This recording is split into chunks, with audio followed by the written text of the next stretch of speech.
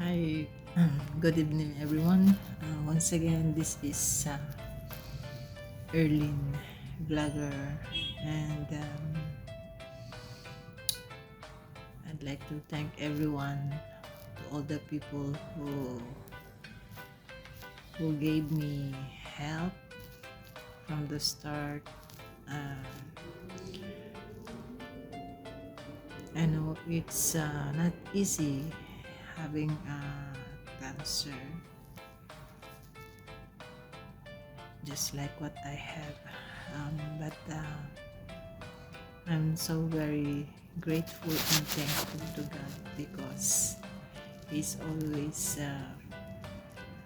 sending all the blessings that I need.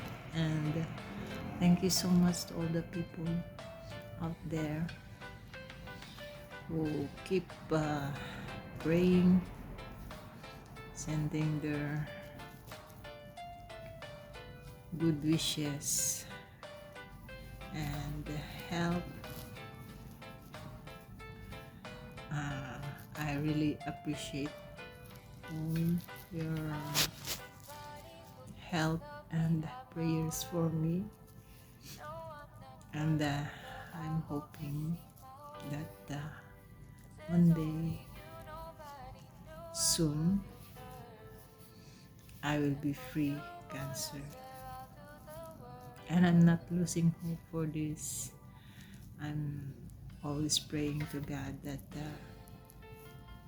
He will hear our prayers for Him. Sa ngayon, natapos ko na yung aking chemo. Natapos ko na rin yung radiation ko, and I still have 10 targeted therapy left. I think that will be until November or first week of December, and sana bago matapos yung therapy ko na yun, sana maging okay na lahat para naman bumalik na sa dating lakas ko. But thankful ako kasi yung energy ko hindi na siya katulad nung dati nung nagki-chemo ako, kasi yung chemo, iba kasi yung chemo talagang yung katawan mo as in manghihina talaga.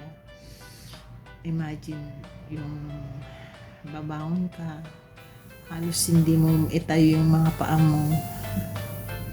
Kaya during my chemo, talagang I tried my best to get up every morning and maglakad para kahit paano yung energy ko ay bumalik, kahit hindi man yung katulad ng dati na lakas ko, kasi iba na talaga pag yung naoperahan ka.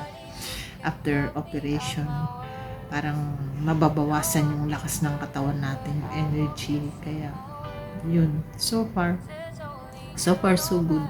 Naging okay naman yung result dahil as the days goes by, habang naglalakad ako araw-araw, nararamdaman ko na yung lumalakas yung katawan ko. And imagine nung nagkikimo ako, lalo na yung first, second hanggang 5th cycle yata yun, yung habang nagsasalita ako, hinihingal ako. Pero ngayon, okay na siya. Hindi na siya katulad ng dati. So, a piece of advice lang sa mga katulad kong medyo nagkakaedad na, especially sa mga dumadaan sa menopausal stage, ika nga. Kasi lalo na kung yung may history ng cancer or kahit nawala, doon umaatake yung yung pagkakaroon ng cancer, yung kumbaga yung change ng body natin, doon lumalabas. Kaya we have to be aware na na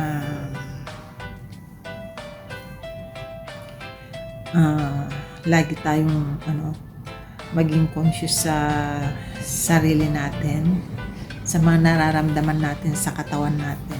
Wag nating i-ignore kung meron tayong mga nararamdamang mga sakit sa katawan natin, especially sa bandang kilikili or sa likod, sa balikat, kasi yun yung simptomas ng breast cancer kasi.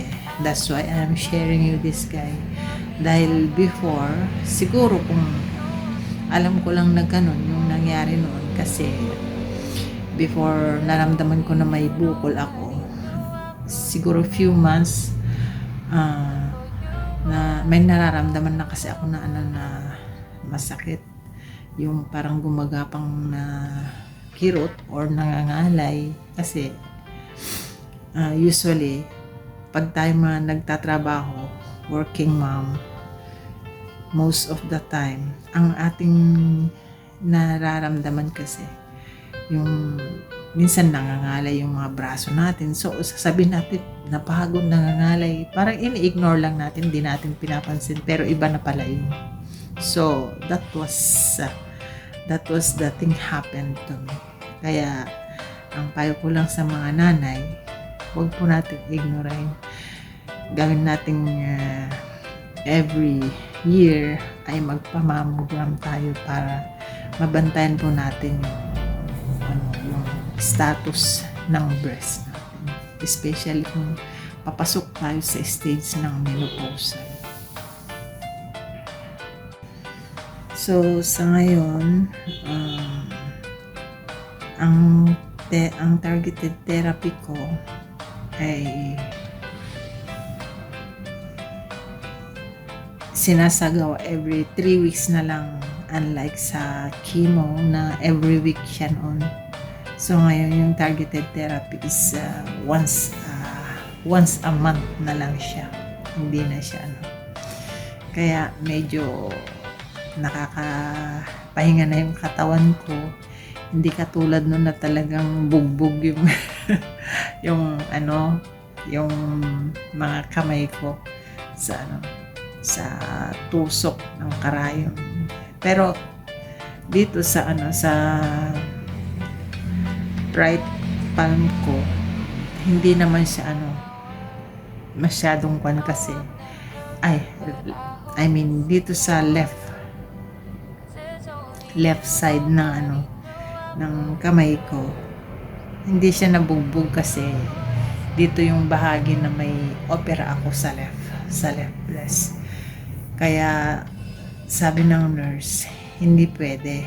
Pero siguro may 3 beses lang siyang ginamit itong kamay ko na to, na tinurukan, kasi wala na siyang mapaglagyan dun sa kabila So yung 12 cycle ko sa chemo, 3 lang yung nagamit dito, plus yung ko ngayon, yung targeted therapy, which is 18 cycles naman dito sa braso. So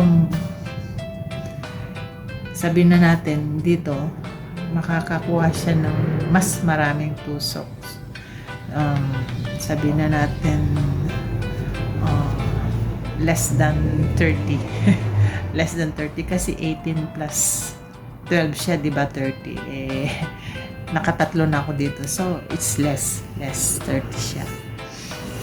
So mahirap lalo na yung na-imagine ko nung nasa chemo ako, kasi yung pagkukuhanan ako ng dugo dito sa kabilang kamay ko dito, yung pagkukuhanan kasi ng dugo, kasi bago ako lalagyan ng swero, titignan mo na yung dugo ko, yung creatinine tsaka yung CBC kung okay siya bago nila ako bigyan ng chemo medicine. Kaya yun, pero thanks God na Tapos ko din yun. So ngayon, ito na lang sa hormonal, para sa hormones yun, sa ano. Kasi yung yung breast panel ko kasi is ER negative, PR negative, HER2 positive. Kaya hindi kasi magkakaparehos yung yung gamutan ng cancer, kasi meron kasi yung ER, PR positive, HER2 negative.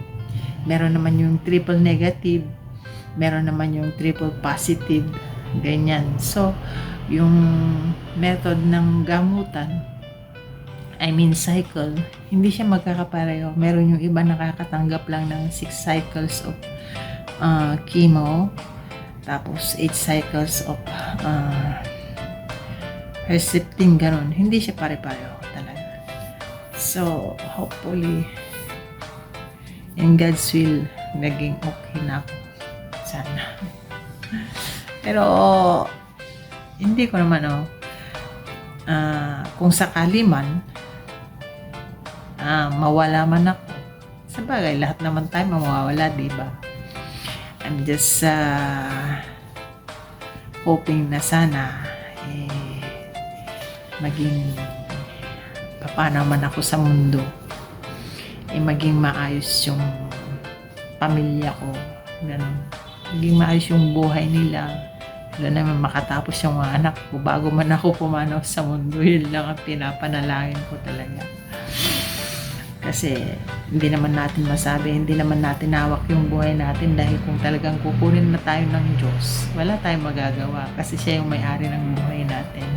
But I'm still praying for Him na sana dagdagan pa niya yung buhay ko para makapiling pa yung mga anak ko, makasama ko sila, mapalaki ko, makita ko yung apo ko, which is hindi ko pa siya nahawakan mula magka-baby. Ngayon malaki na siya. So, let's hope. Let's just hope. So, nagpapasalamat ako ng maraming sa lahat ng mga tumutulong sa akin hanggang ngayon.